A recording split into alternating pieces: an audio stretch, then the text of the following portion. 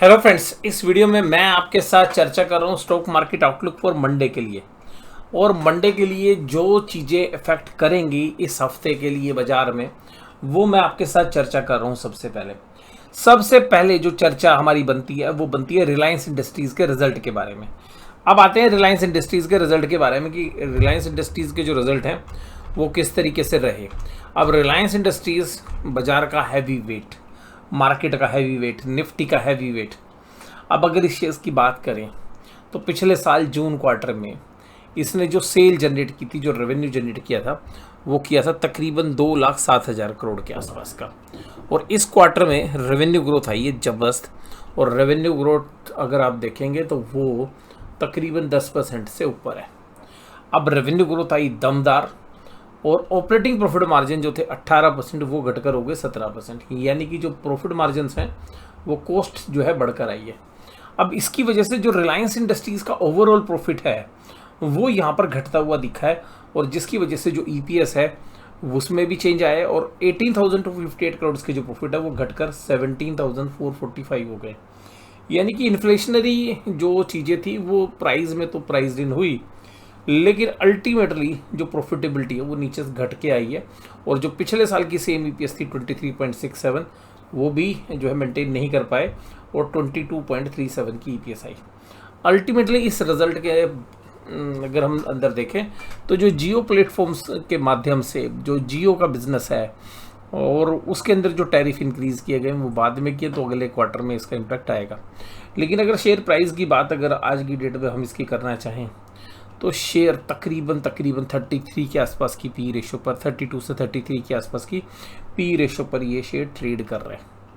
अब 30 से ऊपर की पी रेशो पूरे बिजनेस में, रिटेल भी देख लीजिएगा और टेलीकॉम देख लें और ऑयल एंड गैस देख लें, तो मुझे लग रहा है कि ये जो बिज़नेस है ये स्लाइटली ओवर वैल्यूड है। पी एक्सपेंशन कहीं ज़्यादा हो गया। तो मुझे लगता है कि बाजार तो जो रिएक्शन देगा वो देगा, बट मुझे लगता है कि इस शेयर्स में तकरीबन 5% से लेके 8% तक की करेक्शन की बेहतरीन गुंजाइश बनती है।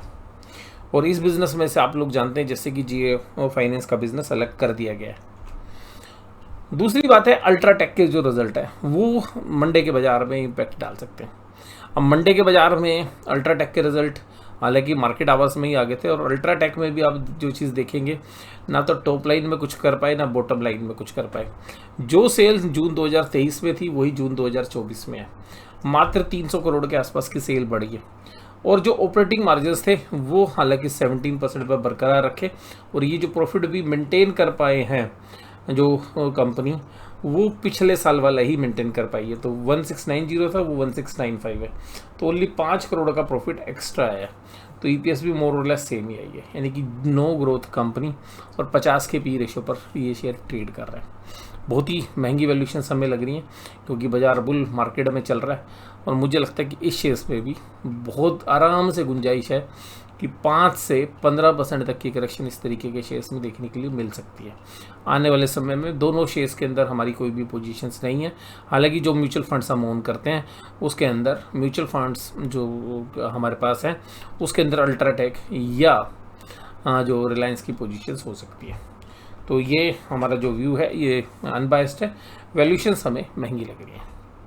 उसके बाद अगर हम बात करें कि रुख कैसा था इंडेक्स में, तो निफ्टी बैंक 355 पॉइंट्स गिरा, और एक वीकनेस जो थी बहुत दिनों के बाद निफ्टी बैंक के सामने निफ्टी में ज़्यादा लग रही थी, और निफ्टी में गिरावट 1.09% की हुई। लेकिन निफ्टी में एक चीज़ अभी भी बहुत पॉजिटिव है, वो है कि 24,500 को निफ्टी होल्ड कर रहा है। गिरावट के संकेत मंडे के दिन अगर कहीं पे आएंगे तो वो ग्लोबल मार्केट से आ सकते हैं, क्योंकि जिस तरीके की क्लोजिंग डाउ जोन्स के अंदर देखने के लिए मिली और नेस्डेक के अंदर जो 2-3 दिन के अंदर ऊपरी लेवल से जो सेलिंग बनी है, उसका असर जो है इंटरनेशनली बाज़ारों में हो सकता है, और उसका इम्पैक्ट हमारे को इंडिया के बाज़ारों में भी देखने के लिए मिल सकता है। दूसरी बात है, अब तो ऐसा लगता है कि सारी दुनिया जो है निफ्टी को गिरा कर ही दम लेगी। आप किसी भी टीवी चैनल को देखिएगा, किसी भी सोशल मीडिया प्लेटफॉर्म पे देखिएगा, 1 दिन 2 दिन निफ्टी मंदा हुआ नहीं और लोगों ने चीखना चिल्लाना शुरू कर देना अब तो 10% की करेक्शन होगी। बट देखिएगा, मैं ऐसा मानता हूँ कि ये जो करेक्शन है ये ड्यू है। अब वो टीवी चैनल्स वाले भी ठीक हो सकते हैं, न्यूज़पेपर में भी इसी तरीके के आर्टिकल आ रहे हैं। हालांकि हम थोड़ा और पहले से ही हम मान के चल रहे हैं कि भाई ये बाजार के जो लेवल्स हैं ये सस्टेनेबल नहीं है। हो सकता है कि सोमवार को ना गिरे, बजट तक का इंतजार कर ले, बट अपना भी जो व्यू है वो लगभग उसी तरीके का है जिस तरीके का भी सोशल मीडिया में चल रहा है। और अल्टीमेटली एफआईज की पोजीशंस भी काफ़ी ज़बरदस्त है। और एफआईज ने भी, मेरी जो स्ट्रेटजी है वो ये कह रही है कि एफआईज ने वो किया है जो बहुत समय के बाद किया है जो किया है बहुत समय के बाद किया है, यानी कि जितने भी बायर थे भाई तुम सब माल ले लो। और मुझे लगता है उन्होंने एफएनओ में अपनी अच्छी पोजीशन बना रखी है। और सोमवार के दिन से, ये मैं तो कहता हूँ शुक्रवार से इन्होंने अपना काम शुरू कर दिया। और बजट पे भी एक बहुत बड़ा उलटफेर, नीचे की साइड भी ऊपर की साइड भी, दोनों साइड बहुत ज़बरदस्त वोलेटिलिटी जो है ये प्ले करेंगे।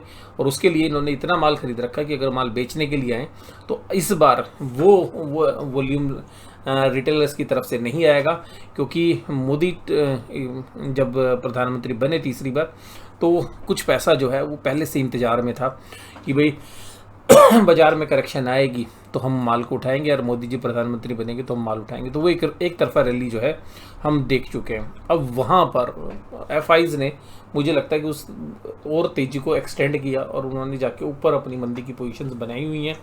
और शायद अब हम वीकली एनालिसिस में चर्चा करेंगे कि बजट में क्या हो सकता है। अभी मैं संडे की बात कर रहा हूँ, बट मुझे लगता है कि अब बाजार क्लियरली जो है सेल ऑन राइज जो है दिखा रहा है।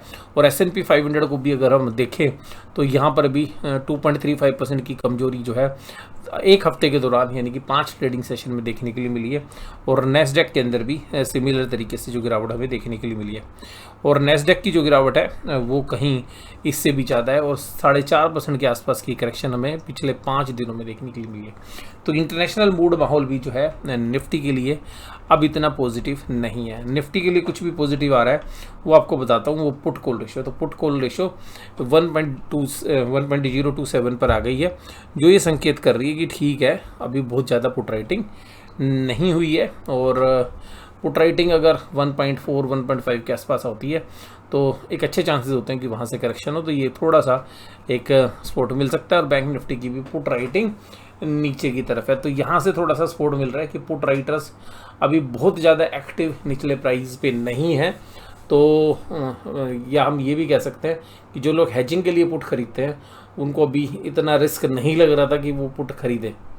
और यहाँ से हमें ऐसा लगता है कि ये हो सकता है कि पुट राइटिंग काफ़ी कम है नीचे की तरफ से, और वो इसलिए है कि पुट बायर का इंटरेस्ट कम है। और अब अगर प्रीमियम बढ़ते हैं ऊपर की तरफ से और बाजार कहीं पर स्टेबिलिटी दिखाता है तो उसी लेवल के आसपास पुट राइटिंग आएगी।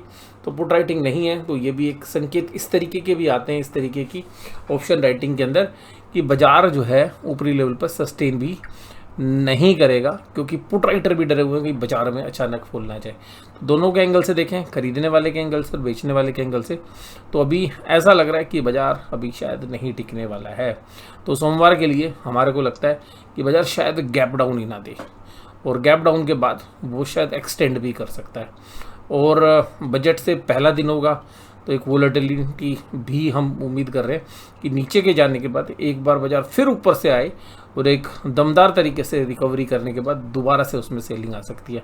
तो अल्टीमेटली बाजार के अंदर अभी बजट तक वो जो मोमेंटम अभी हमें बनने लगा था कि 4 जून के बाद जो तेज़ी आई थी, उसके जो भी ट्रेडर के इन्वेस्टर्स हैं वो भी शायद अभी बजट से पहले दिन एक प्रॉफिट बुकिंग के मूड में रहते हुए नजर आएंगे। ये वीडियो मैं यहीं पे समाप्त करता हूँ। तो वीकली एनालिसिस अगली वीडियो में हम चर्चा करेंगे पूरे वीक में और बजट के सेशन में हमें किस तरीके का आउटकम देखने के लिए मिल सकता है। इस वीडियो में देखने के लिए आपका बहुत बहुत धन्यवाद। Thank you very much.